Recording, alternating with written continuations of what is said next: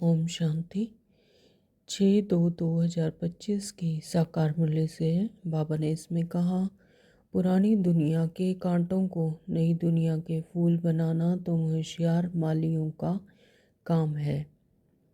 कांटे से खुशबूदार फूल बनना यह है सबसे श्रेष्ठ तकदीर। इस राजयोग की पढ़ाई से ही नई दुनिया के मालिक बनते हो। स्वीट होम और स्वीट रजाई को याद करो।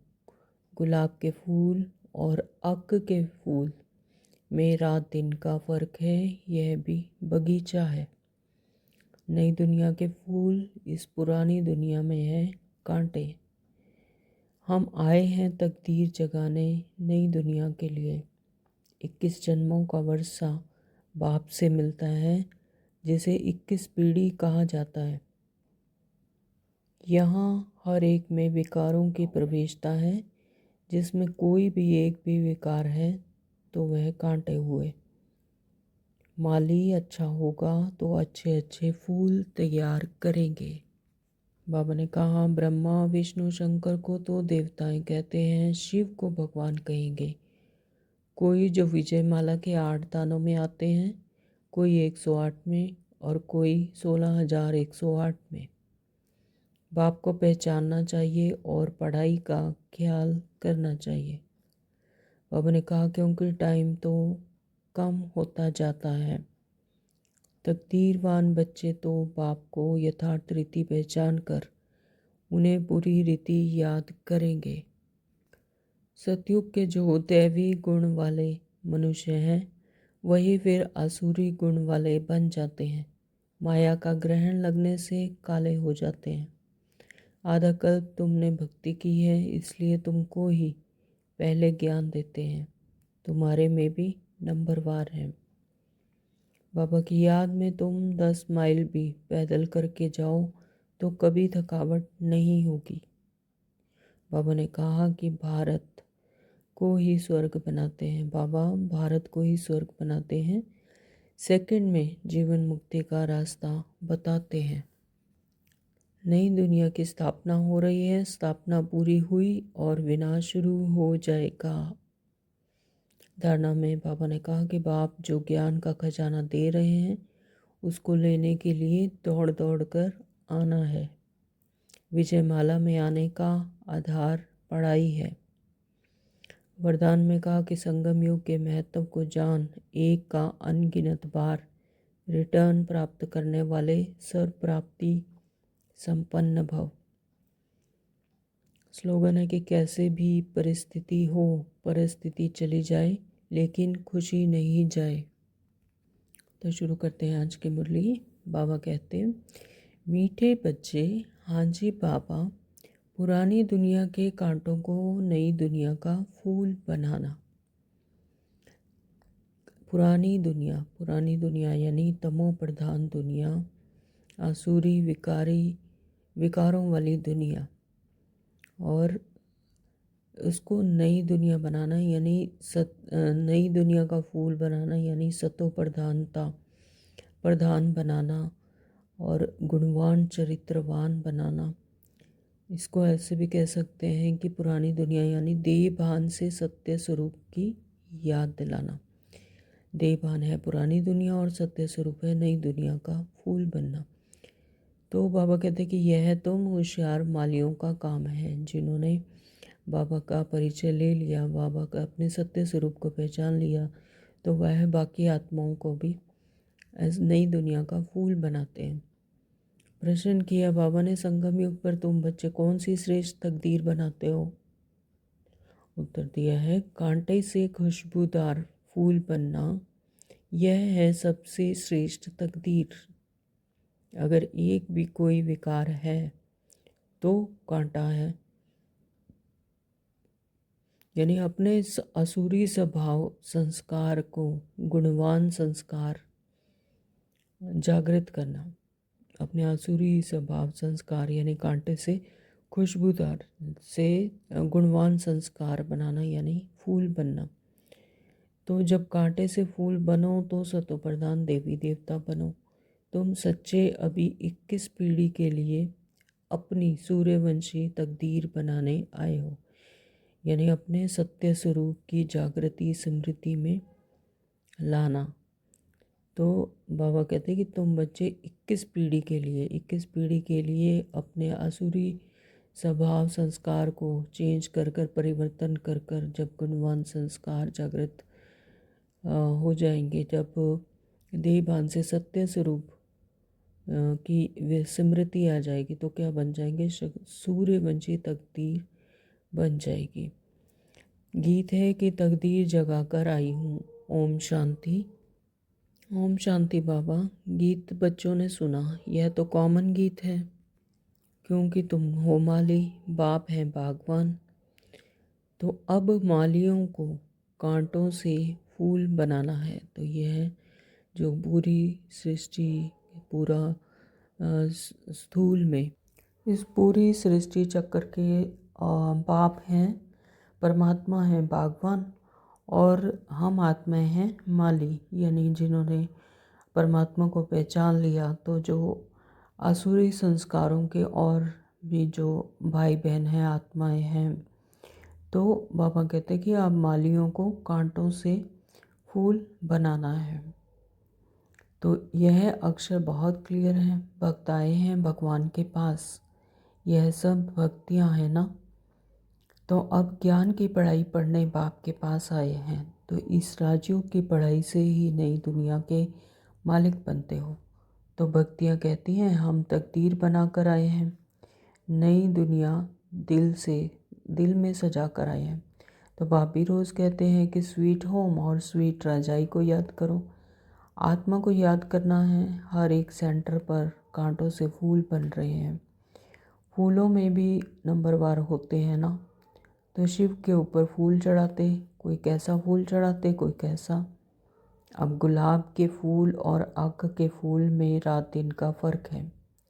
यानी गुलाब का फूल यानी उसमें उसकी जो आत्मा की गुण शक्तियाँ हैं, जो उसकी हायर कॉन्शियसनेस यानी आत्मिक स्मृति है। और आक का फूल यानी जिसमें असुरी गुण है, अब गुणवान नहीं बनी है आत्मा। तो बाबा कहते कि उनमें रात दिन का फ़र्क है। तो यह भी बगीचा है। कोई मोती के फूल हैं, कोई चंपा के, तो कोई रतन जोत है। तो यहाँ जो फूलों की वैरायटी बाबा बता रहे हैं, तो ये आत्मिक स्मृति की बात कर रहे हैं कि कैसे जैसे जैसे जिस आत्मा को जितनी स्मृति जागृत है, जितनी उसके अंदर ये देह भान से न्यारे और प्यारे और अपनी आत्मिक स्मृति गुणवान शक्तियाँ जितनी जागृत हैं, तो ओम बाबा उस हिसाब से फिर वो फूलों से उसका कंपेयर कर रहे हैं कि मोती के फूल कौन है, चंपा के कौन है और रतन जोत कौन है। तो जैसे जैसे उसके गुण शक्तियाँ हैं आत्मा के, तो क्वालिटी है। तो कोई अक के भी हैं, यानी अक के फूल यानी जिसमें कोई क्वालिटी नहीं है। तो बाबा कहते हैं कि ऐसे भी फूल हैं जो अक के हैं। तो बच्चे जानते हैं इस समय सब हैं कांटे। तो यह दुनिया ही कांटों का जंगल है, यानी आसुरी गुण है। तो इनको बनाना है नई दुनिया के फूल। तो नई दुनिया में कौन जाएंगे? जिनकी अमृत आत्मिक स्मृति जागी हुई होगी, स्मृति में होंगे और अपने गुण शक्तियाँ जिनमें इमर्ज होंगी, तो नई दुनिया के फूल। तो इस पुरानी दुनिया में है कांटे। तो गीत में भी कहते हैं हम बाप के पास आए हैं पुरानी दुनिया के कांटे से नई दुनिया का फूल बनने के लिए। तो जो बाप नई दुनिया स्थापन कर रहे हैं, कांटे से फूल अर्थात देवी देवता बनना है। गीत का अर्थ कितना सहज है। हम आए हैं तकदीर जगाने नई दुनिया के लिए। तो नई दुनिया है सतयुग। कोई की सतो प्रधान तकदीर है, तो कोई की रजो तो तमो, तो कोई की तमो।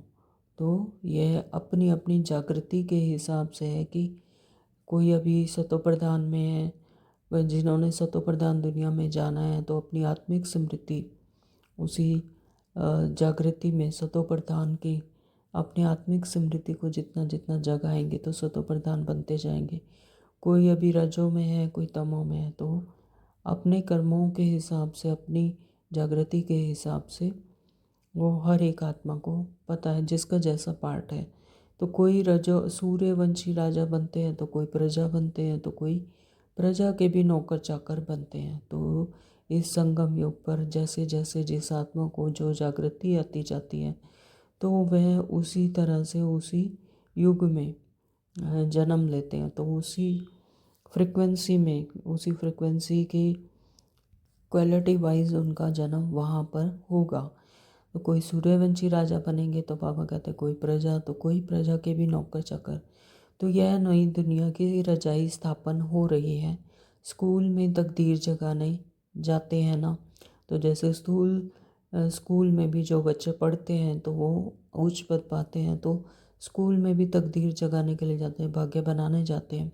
तो यहाँ तो है नई दुनिया की बात। तो यह है रूहानी स्कूल। तो यहाँ पर नई दुनिया की बात है। नई दुनिया में जाने के लिए तकदीर जगाने के लिए आते हैं। तो इस पुरानी दुनिया में क्या तकदीर बनाएंगे? तुम भविष्य नई दुनिया में देवता बनने की तकदीर बना रहे हो। तो अब ये पुरानी दुनिया जो कि विनाशी दुनिया है, रावण राज्य है, तो बाबा कहते कि इसमें क्या तकदीर जगाएंगे? तो नई दुनिया में देवता बनने की तकदीर बना रहे हो। तो जिन देवताओं को सभी नमन करते आए हैं, हम ही सो देवता पूज्य थे, फिर हम ही पुजारी बने हैं। 21 जन्मों का वर्षा बाप से मिलता है, जिसे 21 पीढ़ी कहा जाता है। तो पीढ़ी वृद्ध अवस्था तक को कहा जाता है। बाप 21 पीढ़ी का वर्षा देते हैं। तो जो पीढ़ी है, एक पीढ़ी जो है वो पूरी अपनी एज जो भोगते हैं, तो बाबा कहते हैं कि वृद्ध अवस्था तक को जो पाते हैं तो उसे एक पीढ़ी कहा जाता है। तो ऐसे 21 पीढ़ियों का वर्षा देते हैं, क्योंकि युवावस्था में या बचपन में बीच में अकाले मृत्यु कभी होता नहीं, तो इसलिए उनको कहा जाता है अमर लोग। तो यानी स्वर्ग में तो हर एक आत्मा, हर एक मनुष्य वहाँ पर अपनी पूरी एज भोग कर ही दूसरा जन्म लेता है। तो वहाँ काले मृत्यु नहीं होती कि जैसे इस रावण राज्य में होता है कि कोई बच्चे का मौत हो गई या जवान की हो गई, ऐसा नहीं होता। वहाँ पर पूरी एज अपनी भोग कर फिर इंसान दूसरा जन्म लेते हैं, यानी दूसरा शरीर लेते हैं। तो वह है ही अमरलोक। यह है मृत्युलोक, रावण राज्य। यहाँ हर एक में विकारों की प्रवेशता है। जिसमें कोई एक भी विकार है तो कांटे हुए ना। तो बाबा कहते कि यहाँ पर अगर किसी में भी विकार की प्रवेशता है तो उसे कांटे कहा जाएगा। बाप समझेंगे माली रॉयल खुशबूदार फूल बनाना नहीं जानते हैं। माली अच्छा होगा तो अच्छे अच्छे फूल तैयार होंगे, यानी अपनी जितनी जितनी जो आत्मा जिनको निमित्त बनाया बाबा ने, तो वो भी अपनी आत्मिक स्मृति में जितना रहेंगे तो वो वैसे ही फूल, सुंदर सुंदर फूल, सुंदर गुणवान आत्माएं वैसे ही तैयार होंगे। यानी उन्हें भी अपने आत्मा की जागृति दिलाएंगे, उन्हें भी परमात्मा का परिचय दिलाएंगे, अपने परम धाम की, अपने सत्य घर की, जहाँ से हम आत्माएं आती हैं, तो उसका पूरा ज्ञान उनको देंगे, उनको स्मृति उनकी जगाएंगे। तो विजय माला में पिरोने लायक फूल चाहिए। तो विजय माला में आने के लिए लायक फूल बनना है। तो देवताओं के पास अच्छे अच्छे फूल ले जाते हैं ना, तो देखते हैं कि स्थूल में भी जो मंदिरों में भी फूल चढ़ाते हैं देवताओं की मूर्तियों के, तो वहाँ पर भी अच्छे अच्छे फूल ले जाते हैं। तो कोई ऐसा नहीं कि कोई मुरझाए या बासी फूल या ऐसे आक के फूल, ऐसे नहीं, देवताओं के पास भी अच्छे अच्छे फूल लेके जाते हैं। तो समझो क्वीन एलिजाबेथ का यहाँ पर एग्जांपल दिया है कि जैसे क्वीन एलिजाबेथ आती हैं तो एकदम फर्स्ट क्लास फूलों की माला बनाकर ले जाएंगे। यहाँ के मनुष्य तो हैं तमो प्रधान, शिव के मंदिर में भी जाते हैं, समझते हैं ये भगवान हैं। ब्रह्मा विष्णु शंकर को तो देवता कहते हैं, शिव को भगवान कहेंगे। तो पापा क्या कह रहे हैं कि ब्रह्मा विष्णु शंकर वो भगवान नहीं हैं, उन्हें देवता कहते हैं, लेकिन शिव को भगवान कहते हैं। शिव परमात्माए नमः कहते हैं और ब्रह्मा विष्णु शंकर को देवताए नमः कहते हैं। तो वह ऊंचते ऊंच हुआ ना, कौन? शिव बाबा। तो अब शिव के लिए कहते हैं धतूरा खाता था, भांग पीता था, कितनी गलानी करते हैं, फूल भी यज्ञ के ले जाते हैं। अब ऐसा परमपिता परमात्मा उनके पास ले क्या जाते हैं? तमो प्रधान कांटों के पास तो फर्स्ट क्लास फूल ले जाते हैं, और शिव के मंदिर में क्या लेके जाते हैं? दूध भी कैसा चढ़ाते हैं? 5% दूध और बाकी 95% पानी। तो भगवान के पास दूध कैसा चढ़ाना चाहिए जानते तो कुछ भी नहीं। अब तुम अच्छी रीति जानते हो, तुम्हारे में भी नंबरवार हैं। जो अच्छा जानते हैं उनको सेंटर का हेड बनाया जाता है। सब तो एक जैसे नहीं होते, बल पढ़ाई एक ही है। मनुष्य से देवता बनने की ही एम ऑब्जेक्ट है, परंतु टीचर तो नंबरवार है ना। विजयमाला में आने का मुख्य आधार ही है पढ़ाई। तो पढ़ाई तो एक ही होती है, उसमें पास तो नंबरवार होते हैं ना। सारा मदार पढ़ाई पर है। कोई तो विजयमाला के 8 दानों में आते हैं, तो कोई 108 में, तो कोई 16,108 में। सिजरा बनाते हैं ना, जैसे झाड़ का भी सिजरा निकलता है, यानी झाड़ का भी, यानी पेड़ का जैसे वृक्ष झाड़ निकला होता है, तो पहले पहले एक पत्ता, फिर 2 पत्ते, फिर बढ़ते जाते हैं। तो यहाँ आत्माओं के सिजरे की बात हो रही है, झाड़। तो यह भी झाड़ है, बिरादरी होती है, जैसे कृपलानी बिरादरी आदि आदि, तो वह सब है हद की बिरादरियाँ। और यह है बेहद की बिरादरी, यानी रूहों की। तो इनका पहले पहले कौन है? प्रजापिता ब्रह्मा। उनको कहेंगे ग्रेट ग्रेट ग्रेट ग्रैंडफादर। तो परंतु यह है किसको को पता नहीं है, मनुष्य मात्र जरा भी नहीं जानते कि सृष्टि का रचयिता कौन है। बिल्कुल अहिल्या जैसे पत्थर बुद्धि है। तो इस रावण राज्य में सभी की बुद्धि क्या हो गई? अहिल्या जैसे पत्थर बुद्धि। यानी अहिल्या का एग्जाम्पल होता है कि वह पत्थर बुद्धि हो गई, तो फिर हिल भी नहीं पाई, पत्थर जैसे हो गई।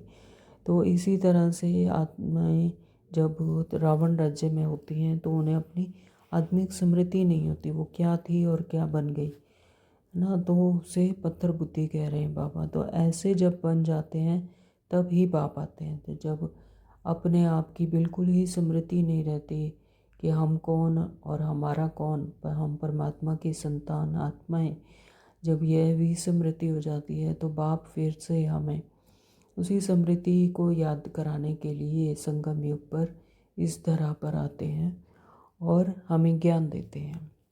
बाबा कहते तुम यहाँ आए हो अहिल्या बुद्धि से पारस बुद्धि बनने, तो नॉलेज भी धारण करनी चाहिए ना। तो बाप को पहचानना चाहिए और पढ़ाई का ख्याल करना चाहिए। समझो आज आए हैं, कल अचानक शरीर छूट जाता है। तो बाबा क्या कह रहे हैं कि अभी जो संगम युग पर पहचानना चाहिए, पढ़ाई का ख्याल करना चाहिए। तो सभी अपने ही दिनचर्या में ही फंसे रह जाते हैं कि खाया पिया सो गए और कामकाज किया और सो गए। तो मतलब जिसने रूह ने जाना है यहाँ से परमात्मा और आत्मा का क्या रिश्ता है, उसे पहचानते ही नहीं। तो बाबा कहते हैं अगर आज आए हैं, कल अचानक शरीर छूट जाता है, तो फिर क्या पद पा सकेंगे? तो फिर तो वैसे के वैसे ही रह जाएंगे। नॉलेज तो कुछ भी उठाई नहीं, कुछ भी सीखे नहीं, तो क्या पद पाएंगे? दिन प्रतिदिन जो देरी से शरीर छोड़ते हैं उनको टाइम तो थोड़ा मिलता है, क्योंकि टाइम तो बहुत कम होता जाता है। बाबा कहते हैं जी कि जो इस समय अगर जैसे शरीर छोड़ते हैं आप, क्योंकि टाइम तो बहुत थोड़ा है, क्योंकि परिवर्तन होने वाला है इस सृष्टि का, तो वो जाकर क्या करेंगे? कोई जन्म ले लेंगे कहीं पर, तो लेकिन उससे तो कोई फ़ायदा नहीं होगा। हाँ, तुम्हारे से जो जाएंगे तो कोई अच्छे घर में जन्म ले लेंगे, यानी बच्चों ने जिन्होंने बाबा का ज्ञान लिया हुआ है तो वह अच्छे घर में जन्म लेंगे। संस्कार ले जाते हैं तो वह आत्मा झट जाग जाएगी, शिव बाबा को याद करने लगेगी, यानी दूसरे जन्म में भी जब जाएगी तो यहाँ से ये संस्कार लेकर जाएगी और आत्मा वहाँ पर भी झट से जाग जाएगी और शिव बाबा को याद करने लगेगी। तो संस्कार नहीं पड़े हुए होंगे तो कुछ भी नहीं होगा, यानी अगर बीज ही नहीं डला तो फिर क्या होगा, तो कुछ भी नहीं होगा। तो इसको बहुत महीनता से समझना होता है। ये बहुत महीन गुप्त बातें हैं जिसे महीनता से बाबा कहते हैं समझना होता है। माली अच्छे अच्छे फूलों को ले आते हैं तो उनकी महिमा भी गाई जाती है। फूल बनाना तो माली का काम है ना। ऐसे बहुत बच्चे हैं जिनको बाप को याद करना आता ही नहीं है। तो बाबा क्या कह रहे हैं, बच्चों को उलाहना दे रहे हैं कि ऐसे बहुत बच्चे हैं जिनको बाप को याद करना ही नहीं आता। तकदीर के ऊपर है ना, तकदीर में नहीं है तो कुछ भी नहीं समझते नहीं। तकदीरवान बच्चे तो बाप को यथार्थ रीति पहचान कर फिर उन्हें पूरी रीति याद करेंगे, तो बाप के साथ साथ नई दुनिया को भी याद करते रहेंगे। गीत में भी कहते हैं ना, हम नई दुनिया के लिए नई तकदीर बनाने के लिए आए हैं, तो 21 जन्म के लिए बाप से राज्य भाग्य लेना है। तो इस नशे और खुशी में रहें। तो ऐसे ऐसे गीत का अर्थ इशारे में से समझ जाएं। स्कूल में भी कोई की तकदीर में नहीं होता है तो फेल हो पड़ते हैं, यानी जो अच्छी रीति से स्कूल में भी अगर नहीं पढ़ते हैं तो जैसे उनकी तकदीर ही ख़राब हो जाती है और वो फेल हो पड़ते हैं। तो यह तो बहुत बड़ा इम्तिहान है। भगवान खुद बैठ पढ़ाते हैं। यह नॉलेज सभी धर्म वालों के लिए है। बाप कहते हैं अपने को आत्मा समझ, मुझ बाप को याद करो। तुम जानते हो किसी भी देहधारी मनुष्य को भगवान कह नहीं सकते, यानी जो जीवन मरण में आता है, देह में आता है, देह लेते हैं, इस सृष्टि चक्कर में पार्ट कर निभाने के लिए आते हैं। तो बाबा कहते हैं उन मनुष्यों को भगवान कह नहीं सकते। परमात्मा देह में नहीं आते, जन्म मरण में नहीं आते, वे अभोक्ता अकर्ता हैं। तो ब्रह्मा विष्णु शंकर को भी भगवान नहीं कहेंगे, वह भी सूक्ष्म वतनवासी देवताएं हैं। तो यहाँ है मनुष्य, यहाँ देवताएं नहीं हैं। रावण राज्य में देवताएं नहीं होते क्योंकि उनमें दैवीय गुण नहीं होते। तो यह है मनुष्य लोक। तो यह लक्ष्मी नारायण आदि देवी गुण वाले मनुष्य हैं, जिसको डर्टिसियम कहा जाता है, यानी स्वर्ग कहा जाता है। सतयुग में सभी देवी देवता हैं, सूक्ष्म वतन में हैं ही ब्रह्मा विष्णु शंकर। तो गाते भी हैं ब्रह्मा देवताए नमः, विष्णु देवताए नमः, फिर कहेंगे शिव परमात्माए नमः। तो शिव के साथ परमात्मा लगता है, तो इसका मीनिंग समझना चाहिए। तो शिव को देवता नहीं कहेंगे और मनुष्य को फिर भगवान नहीं कह सकते। तो 3 फ्लोर है ना, हम हैं 3rd फ्लोर पर। सतयुग के जो दैवी गुण वाले मनुष्य हैं वही फिर असुरी गुण वाले बन जाते हैं, तो माया का ग्रहण लगने से काले हो जाते हैं। सतयुग में दैवी गुण वाले मनुष्य होते हैं, फिर उन्हें ही देवता कहा जाता है। और फिर वो धीरे धीरे जैसे उनकी गुण शक्तियाँ कम होती जाती हैं और रावण राज्य के असुरी गुण वाले बन जाते हैं, तो फिर माया का ग्रहण करने लगने से काले हो जाते हैं। तो जैसे चंद्रमा को भी ग्रहण लगता है ना, तो वह है हद की बातें, यह है बेहद की बात। तो बेहद का दिन और बेहद की रात है। गाते भी हैं ब्रह्मा का दिन और ब्रह्मा की रात। तो तुमको अभी एक बाप से ही पढ़ना है, बाकी सब कुछ भूल जाना है। बाप दोबारा पढ़ने से तुम नई दुनिया के मालिक बनते हो। यह सच्ची सच्ची गीता पाठशाला है। पाठशाला में हमेशा नहीं रहती। मनुष्य समझते हैं भक्ति मार्ग भगवान से मिलने का मार्ग है। जितना बहुत भक्ति करेंगे तो भगवान राजी होगा और आकर फल देगा। तो यह सब बातें तुम ही अब समझते हो। भगवान एक है और फल अभी दे रहे हैं। तो जो पहले पहले सूर्यवंशी पूज्य थे उन्होंने ही सबसे जास्ती भक्ति की है। तो जो सूर्यवंशी थे, पूज्य थे, उन्होंने ही सबसे ज़्यादा भक्ति की है। पूज्य 100 पुजारी। फिर वही यहाँ आएंगे। तुमने भी पहले पहले शिव बाबा की अव्यभिचारी भक्ति की है, तो ज़रूर तुम ही पहले पहले भक्त ठहरे। तो फिर गिरते गिरते तमो प्रधान बन जाते हो। आधा कल्प तुमने भक्ति की है, इसलिए तुमको ही पहले ज्ञान देते हैं। तो आधा कल्प जिसने भक्ति का ही फल ज्ञान है, तो जिसने ज़्यादा भक्ति की है तो फिर उन्हें ही सबसे पहले ज्ञान मिलता है। तो तुम्हारे में भी नंबरवार है। तुम्हारी इस पढ़ाई में यह बहाना नहीं चल सकता कि हम दूर रहते हैं इसलिए रोज़ नहीं पढ़ सकते। बाबा बच्चों की बात बता रहे, दिल की बात की। कहीं कहते हैं कि रोज़ नहीं पढ़ सकते, हम दूर रहते हैं। तो बाबा कहते हैं इस पढ़ाई में यह बहाना नहीं चल सकता। कोई कहते हैं कि हम 10 माइल दूर रहते हैं। अरे बाबा की याद में तुम 10 माइल भी पैदल करके जाओ तो कभी थकावट नहीं होगी। यानी जो परमपिता परमात्मा जिसने सृष्टि की रचना की, तो अगर वो ही मिल गया तो फिर उसके लिए पैदल चलना भी क्या क्या बड़ी बात है। तो पैदल करके जाओ तो कभी थकावट नहीं होगी, यानी इतनी खुशी होगी कि उसमें थकावट भी महसूस नहीं होगी। कितना बड़ा खजाना लेने जाते हो। तीर्थों पर मनुष्य दर्शन करने के लिए पैदल जाते हैं, कितना धक्का खाते हैं। यह तो एक ही शहर की बात है। बाप कहते हैं मैं इतना दूर से आया हूँ, तुम कहते हो घर 5 माइल दूर है। वाह, खजाना लेने के लिए तो दौड़ते आना चाहिए।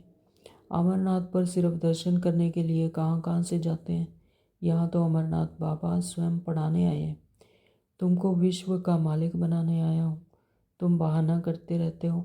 सवेरे अमृत वेले तो कोई भी आ सकते हैं, तो उस समय कोई डर नहीं है, कोई तुमको लूटेंगे भी नहीं। अगर कोई चीज़ जेवर आदि होंगे तो छीनेंगे, चोरों को चाहिए ही धन पदार्थ। परंतु किसी की तकदीर में नहीं है तो फिर बहाने बहुत बनाते हैं। पढ़ते नहीं तो अपना पद गंवाते हैं। बाप आते भी भारत में हैं। तो बाबा बता रहे हैं आज, क्लियर कट बता रहे हैं कि भारत में ही आते हैं और भारत को ही स्वर्ग बनाते हैं। तो सेकंड में जीवन मुक्ति का रास्ता बताते हैं। परंतु कोई भी पुरुषार्थ भी करे ना, तो कदम भी नहीं उठाएंगे तो पहुंच कैसे सकेंगे। तो लेकिन पुरुषार्थ तो उसके लिए करना ही है। अगर पुरुषार्थ नहीं करेंगे तो कैसे पहुंच पाएंगे। तो तुम बच्चे समझते हो कि यह है आत्माओं और परमात्मा का मेला। बाप के पास आए हैं स्वर्ग का वर्षा लेने। नई दुनिया की स्थापना हो रही है। तो अभी संगम युग पर नई दुनिया की स्थापना हो रही है। पुरानी दुनिया से नई दुनिया में जा रहे हैं। तो स्थापना पूरी हुई और विनाश शुरू हो जाएगा। तो विनाश कब शुरू होगा? जब स्थापना पूरी हो जाएगी। तो स्थापना जैसे ही पूरी होगी तो विनाश शुरू हो जाएगा। तो यह वही महाभारत की लड़ाई है ना। अच्छा, मीठे मीठे सिखलते बच्चों प्रति माता पिता बाप दादा का याद प्यार और गुड मॉर्निंग। रूहानी बाप की रूहानी बच्चों को नमस्ते। हम रूहानी बच्चों के रूहानी बाप को नमस्ते जी, नमस्ते जी, नमस्ते जी। शुक्रिया बाबा, आपका बहुत बहुत शुक्रिया। धारणा के लिए मुख्य साथ दिया है बाबा ने। नंबर 1, बाप को, बाप जो ज्ञान का खजाना दे रहे हैं। तो इस संगम युग पर अभी बाप हमें जो रत्नों का ज्ञान का खजाना दे रहे हैं, तो उसको लेने के लिए दौड़ दौड़ कर आना है। बाबा क्या कह रहे हैं कि उसको लेने के लिए खुशी खुशी दौड़ दौड़ कर आना है। इसमें किसी भी प्रकार का बहाना नहीं देना है। अगर बहाना दिया तो समझो अपनी तकदीर को ठोकर लगा दी। तो बाप की याद में 10 माइल भी पैदल चलने में से थकावट नहीं होगी। तो बाप की याद में अगर 10 माइल भी चलते हैं तो बाबा कहते हैं तो कोई भी थकावट महसूस नहीं होगी। नंबर 2, बाबा ने कहा कि विजय माला में आने का आधार पढ़ाई है। पढ़ाई पर पूरा ध्यान देना है। विजय माला में आने का आधार क्या है? पढ़ाई। जो जितनी ज़्यादा पढ़ाई करेगा, जितना योग ज्ञान धारण करेगा, तो वो विजय माला में आएगा। तो पढ़ाई पर पूरा ध्यान देना है। कांटों को फूल बनाने की सेवा करनी है। तो जो आत्माएं आसुरी गुणों वाले मनुष्य आत्माएं परमात्मा की संतान अभी तक देह भान में फंसी पड़ी है, तो जिन्हें अपनी स्मृति नहीं, परमात्मा की स्मृति नहीं, परिचय नहीं, तो बाबा कहते हैं उन कांटों को भी फूल बनाने की सेवा करनी है। तो स्वीट होम और स्वीट रजाई को याद करना है। तो अपना स्वीट होम, आत्माओं का घर क्या है? स्वीट होम, जहाँ आनंद है, सुख है, शांति है, स्वीट होम है। तो और सतयुग, स्वीट रजाई यानी सतयुग, तो उन दोनों को याद करना, परम धाम को और सतयुग को याद करना है। वरदान दिया बाबा ने, संगम युग के महत्व को जान, एक का अनगिनत बार रिटर्न प्राप्त करने वाले सर्व प्राप्ति संपन्न भव। तो यह संगम युग क्या है? पुरुषार्थ करने का युग, तो इसलिए कमाई का युग है। तो बाबा कहते हैं कि संगम युग के महत्व को जान, इसके इम्पोर्टेंस को जानकर कि इसमें जो भी हम कर्म करते हैं या श्रेष्ठ कर्म करते हैं, ज्ञान धारण करते हैं, गुण शक्तियों को धारण करते हैं, तो उसका बाबा हमें एक का अनगिनत बार रिटर्न देते हैं। वो बंधा हुआ है, एक का अनगिनत बार रिटर्न देता है। तो संगम युग के महत्व को जान, एक का अनगिनत बार रिटर्न प्राप्त करने वाले सर्व प्राप्ति संपन्न भव। संगम युग पर बाप दादा का वायदा है कि 1-2 लाख लो, 1 का 2 लाख लो। जैसे सर्वश्रेष्ठ समय, सर्वश्रेष्ठ जन्म, सर्वश्रेष्ठ टाइटल इस समय के हैं, वैसे सर्व प्राप्तियों का अनुभव भी अभी ही होता है। तो अभी एक काल सिर्फ लाख गुना नहीं मिलता, बल्कि लेकिन जब चाहो, जैसे चाहो, जो चाहो, बाप सर्वेंट रूप में बांधे हुए हैं। यानी भाग्य की कलम बाबा ने आत्माओं के, बच्चों के, संतानों के हाथ में दे दी। तो जितना चाहो उतना ले सकते हैं। तो एक का अनगिनत बार रिटर्न मिल जाता है, क्योंकि वर्तमान समय वरदाता ही आपका है। तो इस समय जो वर देने वाले, यानी जो भाग्य विधाता ही अपना हो गया, तो उससे जितना मर्जी कुछ भी लिखवा सकते हैं, जितना मर्जी भी कुछ भी ले सकते हैं।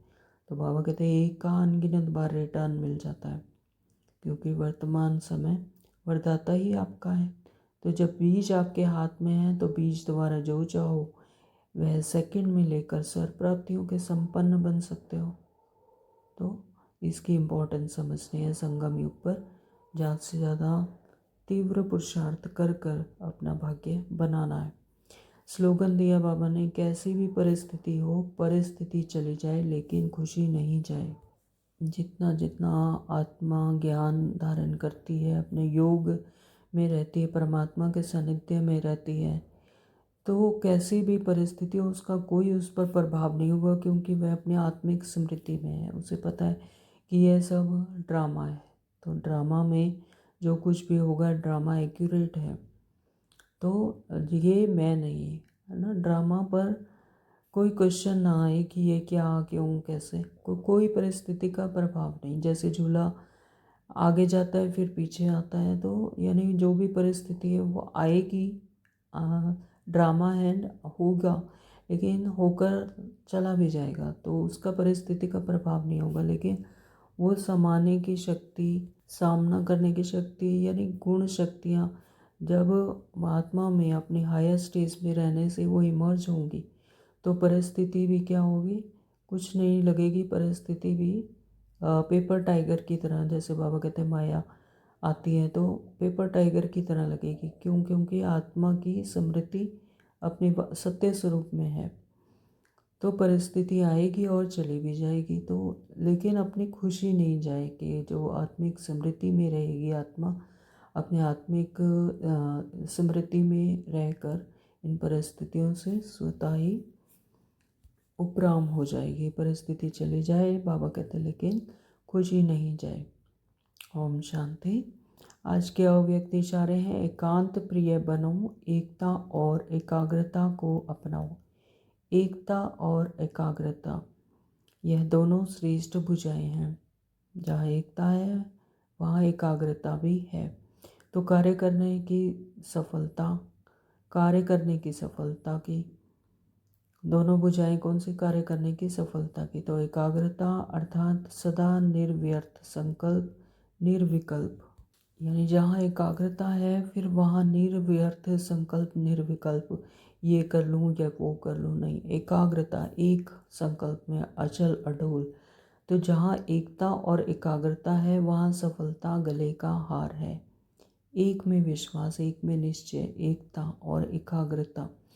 तो वरदाता को एक शब्द प्यारा है, एक व्रता, एक बल, एक भरोसा, साथ साथ एक मत, न मनमत न परमत, एक रस, न और कोई व्यक्ति, न वैभव का रस, ऐसे ही एकता और एकांत प्रिय। ओम शांति।